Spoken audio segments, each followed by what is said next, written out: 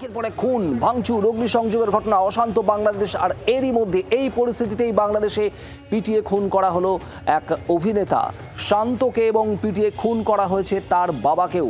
সব মিলিয়ে চূড়ান্ত অগ্নিগর্ভ পরিস্থিতি গোটা বাংলাদেশ জুড়ে। আপনাদের জানাবো, শ্রাবন্তী কৌশানীর নায়ক এই শান্ত খান, তাকেই পিটিয়ে খুন করা হয়েছে।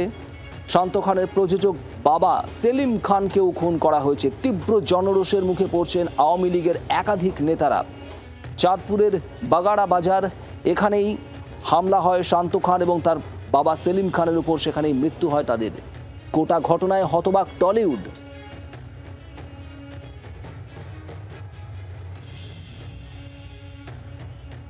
সেলিম খান বা ওনার পরিবার নয়, বাংলাদেশে যা দেখছি আমরা কিছুদিন ধরে যে ভিজুয়ালসগুলো আসছে, এটা সত্যি খুব দুঃখজনক। যে দৃশ্যগুলো কালকে রাত্রে আমাদের কাছে এসছে বা যে ছবিগুলো, বা ইনফ্যাক্ট আমি তো বিশ্বাসই হচ্ছি না এরকম কিছু একটা হতে পারে, কিন্তু যখন সত্যি শুনলাম যে না এটা হয়েছে, এবং শুধু ওনার জন্য নয়, মানে পুরো বাংলাদেশের জন্য আমার মনে হয় কি সত্যি একটা খুব কঠিন সময় দিয়ে যাচ্ছে। আমি বাংলার আওয়াজ, বাঙালির আবেগ, জি 24 ঘন্টা।